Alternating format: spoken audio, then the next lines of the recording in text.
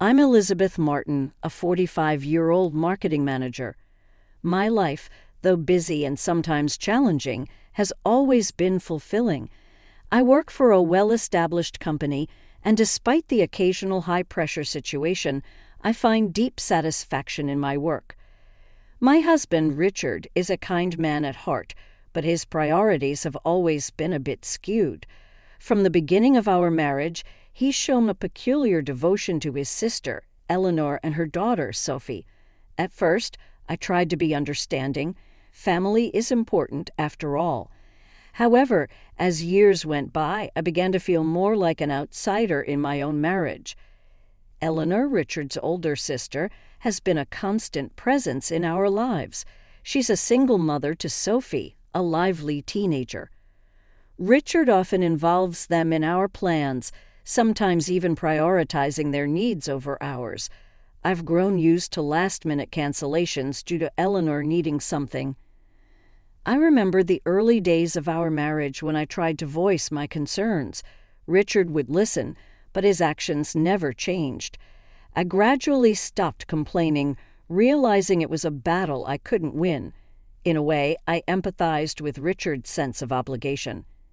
Eleanor had supported him financially during his college years, a fact he often recounted with a mix of gratitude and guilt. Eleanor's story was no fairy tale either. She married young but soon found herself in a difficult marriage. Her husband, more interested in his career, wanted her to be a stay-at-home mom. When she finally divorced, her financial situation became strained, and Richard stepped in as the supportive brother. Something I initially admired, but admiration can slowly morph into resentment when the scales are too unbalanced. Our life together was peaceful, yet I often felt alone. Richard's idea of a weekend well spent involved dining out with Eleanor and Sophie, leaving me behind with my thoughts and a quiet house. The turning point came 3 months ago. Richard approached me one evening with a grave look on his face. "Eleanor is getting a divorce," he said, his voice laced with concern. "She's decided to keep custody of Sophie." I knew Eleanor's marriage was rocky, but the news still caught me off guard. Eleanor, with her sharp tongue and haughty attitude, was difficult for me to be around. I recalled our first meeting at Richard's family home, where she had openly mocked my appearance and taste. No one, not even Richard, had come to my defense. Richard's next words were like a punch to the gut. "I'm going to be spending more time at their place," he announced. "Unlike you, Eleanor is delicate. She needs me." His words stung, but I swallowed my pride and simply nodded. Arguing would only push him further into Eleanor's arms. "Take care," I said, forcing a smile as he left. His absence grew more noticeable. Weekends became a solo affair, and even weekdays were spent alone. I'd return from work to an empty, dark home. The loneliness was suffocating. Then one day, Richard was unexpectedly at home when I arrived, but the atmosphere was anything but welcoming. "You haven't given Eleanor a housewarming gift yet," he accused. "You're getting a bonus soon, right? Buy her something nice, like a designer bag." I was stunned. Why should I be the one to give a gift? "Why don't you do it, Richard?" I asked, trying to keep my voice steady. He became irate, lecturing me on family values and obligations. The conversation left me emotionally drained and deeply hurt. Richard's family seemed to be his only priority, and I was merely an afterthought. A few days later, my phone rang. It was Eleanor. "You heard from Richard, didn't you? It's normal to give a housewarming gift," she said, her tone entitled. I couldn't hold back. "You never gave us a wedding gift, not even a congratulations," I countered. Her response was cold. "You're Richard's wife. You're supposed to honor me, not the other way around." Her audacity left me speechless. In all my years with Richard, I had never felt so disrespected. It was a wake-up call. I realized that I deserved better, that I couldn't spend the rest of my life in the shadows of someone else's family. That night, as I lay in bed, a plan began to form in my mind. It was time for a change, time for me to step out of the shadows and into the light. As the sun peeked through the blinds the next morning, I felt a new sense of determination. Over breakfast, Richard, oblivious to my inner turmoil, talked about his plans to help Eleanor move into her new apartment. I listened, nodding where appropriate, but my mind was elsewhere. Later that day at work, I couldn't shake off the feeling of discontent. My job, which had always been a source of pride and joy, now felt like the only aspect of my life where I had any control. I wondered how I had allowed myself to become so marginal in my own marriage. That evening, Richard didn't come home. It wasn't unusual anymore. I sat alone in the living room, the TV chattering in the background, providing a semblance of company. I realized that this emptiness had become my norm, a stark contrast to the lively, love-filled home I had once envisioned. Weeks passed in a similar pattern. Richard's visits home became more sporadic, and when he was home, his mind seemed elsewhere. Our conversations, once filled with shared dreams and laughter, were now reduced to logistical exchanges. One day I returned home earlier than usual to find Richard waiting for me, a strange look in his eyes. "Elizabeth, there's something I need to tell you," he began hesitantly. My heart raced, anticipating more bad news. "Eleanor's divorce has taken a toll on her. She's struggling to cope, and I think we should help her more," he said. I felt a sense of déjà vu, another request to put his sister's needs above our own. "What do you mean by help her more?" I asked, trying to keep my voice calm. Richard took a deep breath. "I think Eleanor and Sophie should move in with us for a while. Our house is bigger and they need the support." I was speechless. The idea of Eleanor and Sophie, with their entitled attitudes, living in our home was unthinkable. Yet I knew arguing would be futile. Richard had made up his mind, and my opinion seemed irrelevant. That night I lay awake, staring at the ceiling. The thought of sharing my home with Eleanor and Sophie filled me with dread. It wasn't just about the invasion of my space. It was a symbol of how little my feelings mattered in this marriage. The following week, movers arrived with boxes of Eleanor and Sophie's belongings. I watched as my home transformed into a storage unit for their lives. Each box that entered felt like another piece of my sanctuary being taken away. As the movers left, I sat amidst the clutter, feeling more alone than ever. It was clear that Richard's family would always come first, and I was just a bystander in my own life. It was then that I realized I couldn't live like this anymore. I needed to make a change for my own sanity and happiness. I had to find the courage to step out of the shadow of Richard's family and reclaim my life. As I pondered my next steps, I knew one thing for sure. I couldn't continue living in a home that no longer felt like mine. I needed to find a place where I could be myself, free from the burden of being the unacknowledged partner in my own marriage. In the days that followed, the atmosphere in our house shifted dramatically. Eleanor and Sophie's presence was overwhelming, their personalities and habits encroaching on every aspect of my once peaceful home. Richard seemed more distant than ever, his attention fully consumed by his sister and niece. I started spending more time at work, often staying late to avoid returning to a house that no longer felt like mine. My colleagues noticed the change in my demeanor, but I brushed off their concerns with a smile and a shrug. Inside, I felt a growing sense of despair. One evening, as I finally mustered the courage to return home, I found Richard waiting for me with a stern look on his face. "Elizabeth, we need to talk," he said, his tone devoid of warmth. My heart sank. "What is it, Richard?" I asked, bracing myself for what was to come. "It's about Eleanor and Sophie," he began. "They're going through a tough time, and I think we need to do more to support them." I felt a flash of anger. "More," I echoed incredulously. "Richard, they've already taken over our home. What more do you expect from me?" He frowned, his patience wearing thin. "I expect you to be a part of this family, Elizabeth. That means supporting each other no matter what." I couldn't believe what I was hearing. My role in this family had been reduced to a mere supporter, an afterthought in my own life. "And what about us, Richard? What about our marriage?"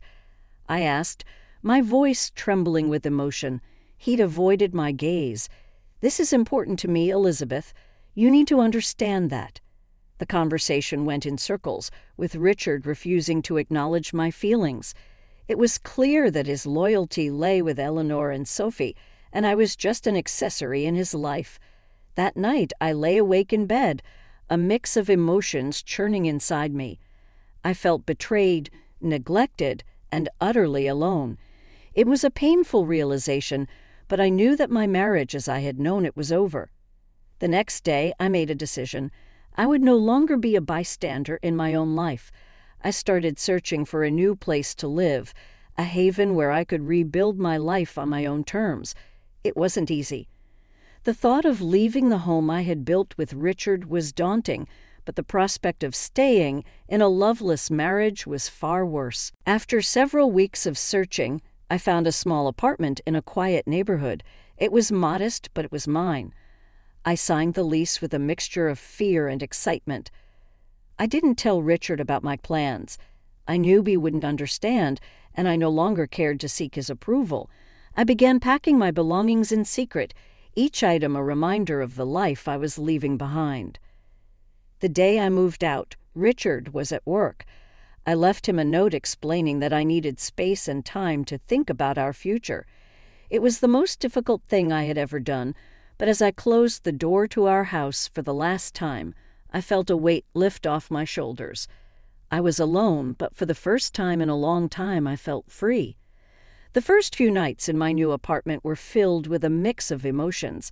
The quiet was both unsettling and liberating. I missed the familiarity of my old home, but I relished the freedom of my new space. This small apartment was a blank canvas, a place where I could start painting a new chapter in my life. As I unpacked my belongings, each item evoked a memory, a piece of the life I had shared with Richard. Some brought smiles, others tears, but with each box I emptied, I felt lighter, as if shedding the weight of years of unacknowledged feelings and unmet needs. The following week at work, my colleagues noticed the change in me. "You seem different, Elizabeth," one of them commented. "Lighter somehow." I smiled, realizing that the decision to leave had not only changed my living situation, but had also started to change me. "I guess I am," I replied. Richard's reaction to my departure was a mix of confusion and frustration. He called several times, leaving messages that ranged from pleading to angry. I listened to each one, my resolve strengthening with his every word. One evening, he showed up at my office unannounced. "Elizabeth, we need to talk," he said, his face a picture of bewilderment and concern. I agreed to talk, but on my terms. We met at a nearby cafe, a neutral space where I felt more in control. "Why did you leave?" Richard asked, his voice tinged with disbelief. "I needed space, Richard," I replied calmly. "Space to think, to breathe, to be myself."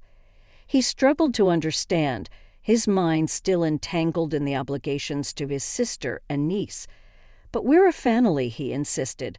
"You can't just walk away from that." I shook my head.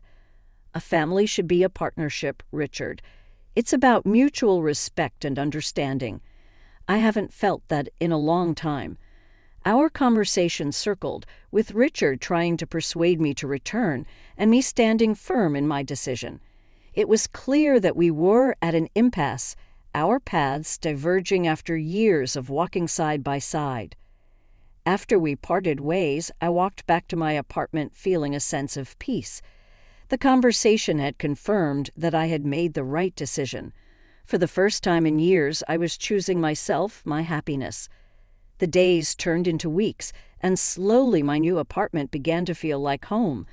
I decorated it with things that brought me joy, colors that lifted my spirits, and pictures that reflected my journey. I also started to explore new interests, joining a local book club and signing up for a pottery class. These activities brought new people into my life, people who knew me as Elizabeth, not as Richard's wife. I was rediscovering parts of myself that I had long forgotten or neglected. In this newfound freedom, I also found the courage to reflect on my marriage. I acknowledged the good times we had shared, but I also faced the painful truth of how unbalanced it had become.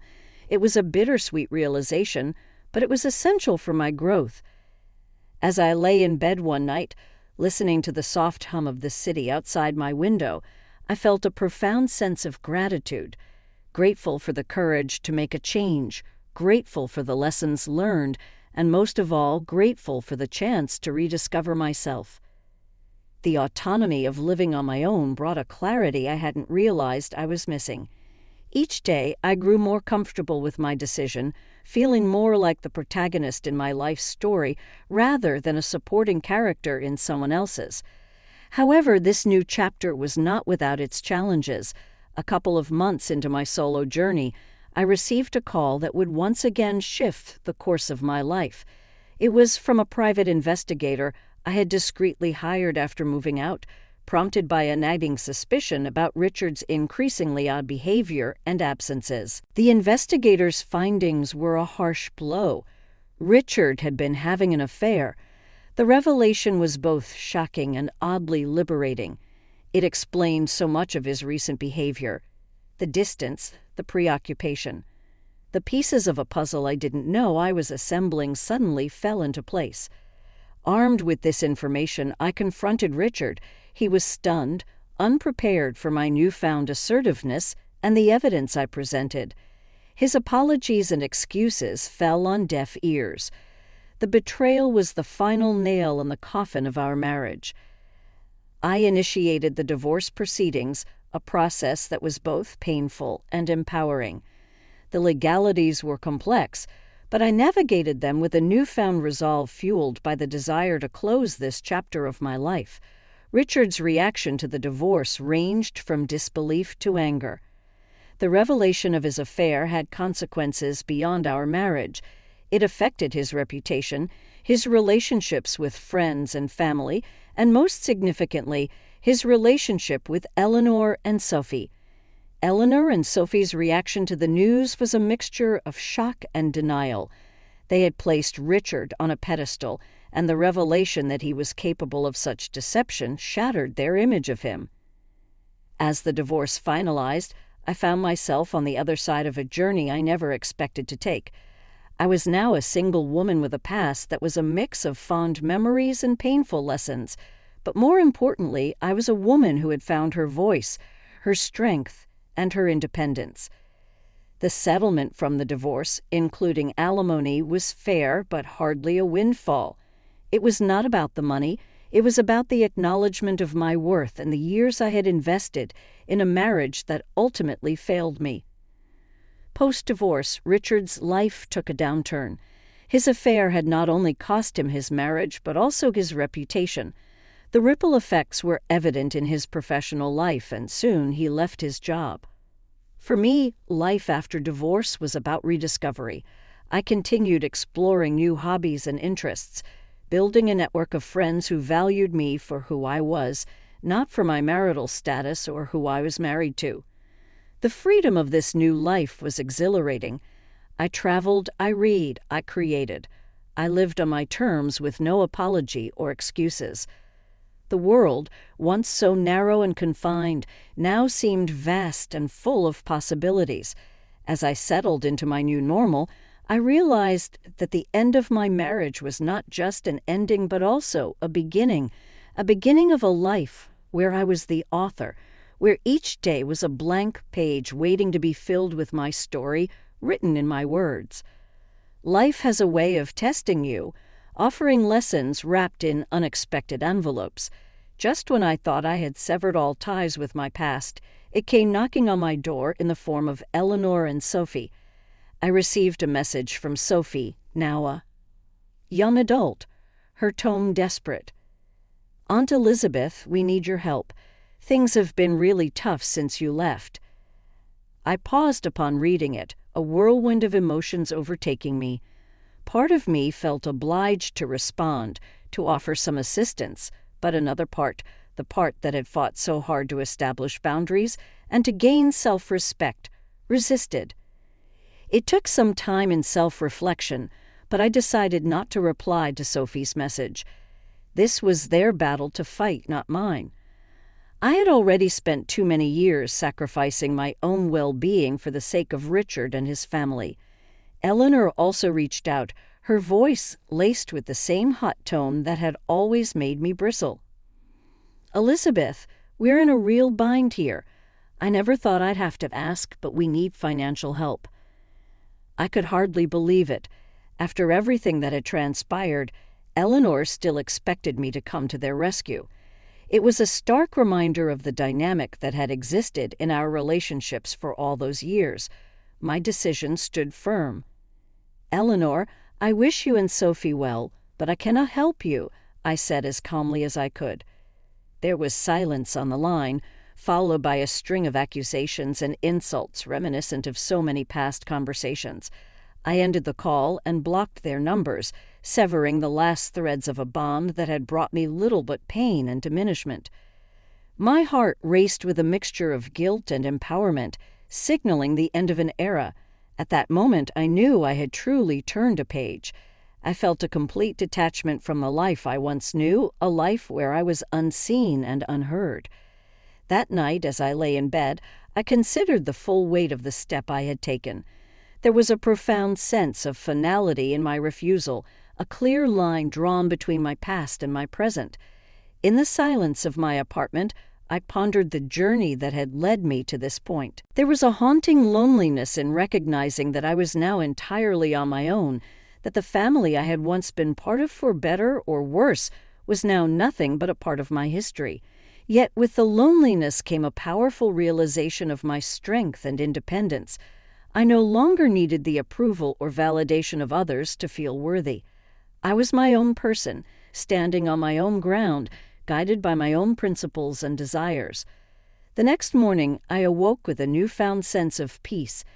I had faced my past head-on, and in doing so, I had found a deeper sense of self.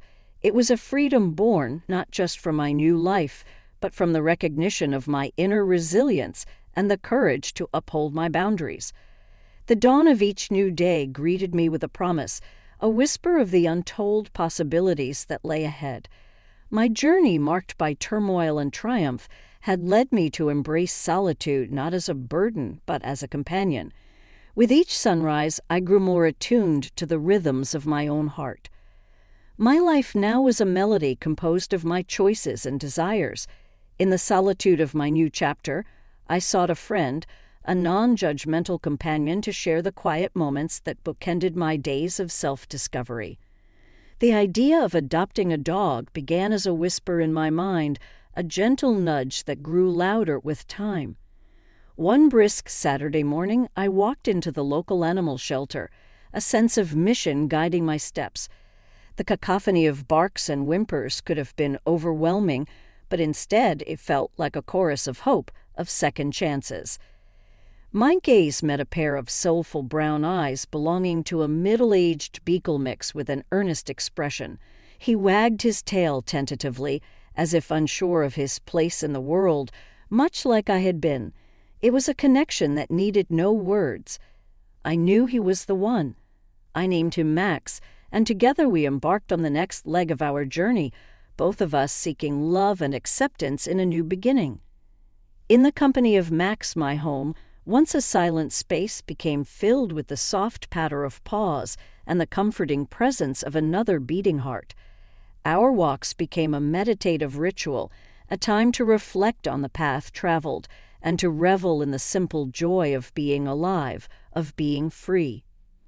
Looking back, the road I had traveled seemed intricately woven with pain and purpose. I often pondered on the lessons learned, the tears shed, and the laughter echoed in the corridors of time. Above all, I had learned the paramount importance of self-care and independence, the foundations upon which my new life was built. Freedom had been a costly pursuit, both emotionally and financially, but its rewards were immeasurable. I no longer saw myself through the lens of others, but rather through my own understanding of who I was and who I wanted to be. Some nights, Max and I would sit by the window, watching the stars twinkle in the vast canvas of the sky. In those moments of quiet companionship, I realized that while the future was unwritten, I approached it not with trepidation, but with curiosity and a sense of adventure. I had indeed come a long way from the unacknowledged partner to a woman of resilience and substance. My journey bore witness to the metamorphosis of a soul from the shackles of neglect to the wings of autonomy. As I pen down these final words, the chapter of my rebirth draws to a close. Yet the story of Elizabeth Martin is far from over. With Max by my side and a heart open to life's infinite tapestry, I step forward as a weaver of my own destiny.